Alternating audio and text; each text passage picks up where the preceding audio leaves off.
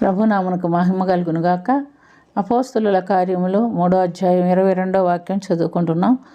మోషే ఇట్లా నేను ప్రభు అయిన దేవుడు నా వంటి యొక్క ప్రవక్తను మీ సహోదరులలో నుండి మీ కొరకు పుట్టించును. ఆయన మీతో ఏమి చెప్పినను అన్ని విషయములలో మీరు ఆయన మాట వినవలేను. ఏమిటి దేవుని బిడ్డలారా, పేతురు భక్తుడు చేసినటువంటి ప్రసంగంలో చెప్పినటువంటి మాట ఇక్కడ మనం గమనిస్తున్నాం.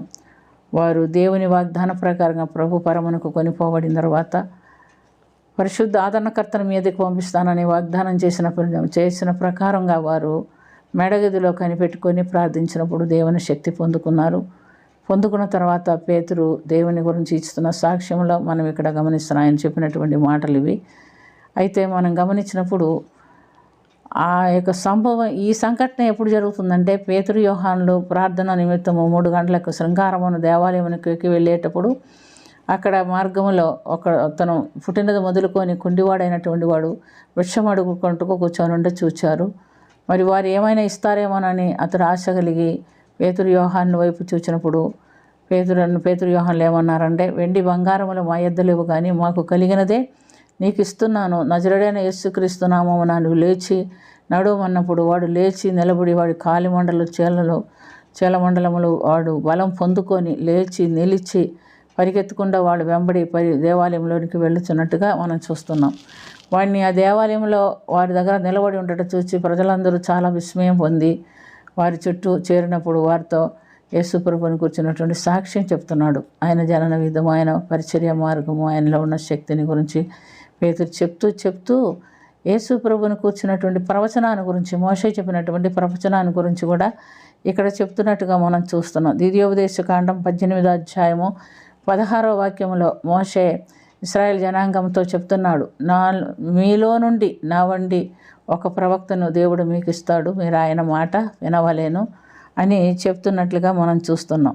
కాబట్టి రక్షణ పొందినటువంటి మనం, ప్రభువుని అంగీకరించినటువంటి మనము ఆయన వాక్యానుసారమైన జీవితం జీవిస్తే నిశ్చయంగా దేవుడు మనల్ని కూడా ఆశీర్వదించి మనకు కూడా ప్రభువుకి సాక్షులుగా ఉండటానికి శక్తి ఇస్తాడు.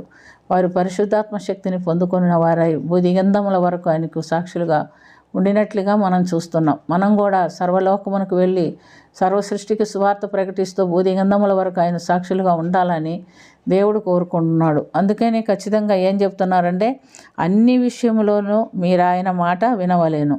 అంటే ఏ విషయంలోనైనా యేసుప్రభు ఏమైతే మనకు బోధించున్నాడో, మనకు ఏమి నేర్పించున్నాడో, తండ్రి అయిన దేవుడు తన ధర్మశాస్త్రం ద్వారా మనకు ఏమైతే నేర్పించున్నాడో దాని ప్రకారంగా మనం చేయాలి అని దేవుడు ఇక్కడ ఖచ్చితంగా చెప్తున్నట్లుగా మనం చూస్తున్నాం. కాబట్టి మనం కూడా దేవుని వాక్యాన్ని అంగీకరించి మారు మనసు పొంది వాక్యానుసారమైన జీవితం జీవిస్తూ రక్షణ అనుభవంలోనూ ముందుకు సాగుతుండగా వాక్యంలో పరిశుద్ధాత్మ అభిషేకం పొందుకునేదానికి దేవుడు సహాయం చేస్తాడు. ఎందుకంటే నికోదేముతో కూడా దేవుడు మాట్లాడి ఉన్నాడు. ప్రభు, ఒకడు కొత్తగా జన్మిస్తే తప్ప దేవుని రాజ్యంలో ప్రవేశించలేడు, ఒకడు నీటి మూలముగాను ఆత్మ మూలముగాను తిరిగి జన్మించాలి అని చెప్పినట్లుగా మనం చూస్తున్నాం. అండి ఆత్మీయ అనుభవం మనం కూడా పొందుకుంటే దేవునికి స్తోత్రం. పొందుకోనని వారు ఎవరైనా ఉంటే ఆ అనుభవం వరకు మీరు ప్రార్థన చేయండి. ప్రభు, నేను కూడా నీ మారు మనసు నిమిత్తం నీళ్ళలో బాప్టిజం తీసుకోవాలి, నీ వాక్యాన్ని ఎరిగి నీ పరిశుద్ధాత్మ శక్తిని పొందుకోవాలని ప్రభుని అడిగితే దేవుడు తప్పకుండా మనకి ఇస్తాడు. అటు ధన్యత మనకు కలిగినట్టుగా ప్రార్థన చేసుకుందాం.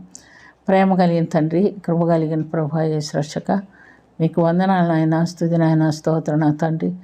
అయ్యా యేసయ్యా, నీ బిడ్డలమైన మేము మీ మాట విని మీకు లోబడి మీ ఎదురు నుంచి గొప్ప దీవెనాశీర్వాదములు పొందుకొని ఆది అపోస్తలుల కాలంలో అపోస్తలులు ఏ విధంగా అద్భుత కార్యాలు ఆశ్చర్యకార్యాలు జరిగించారో అలాంటి ధన్యత, అలాంటి శక్తి, అట్లా ఆత్మీయ బలము మేము కూడా పొందుకొనుటకు సహాయం చేయమని దీవించమని యేసుక్రీస్తు పుణ్యనామమున అతి మిక్కిలి వినయంతో అడిగి వేడుకొంచున్నాము తండ్రి. ఆమేన్.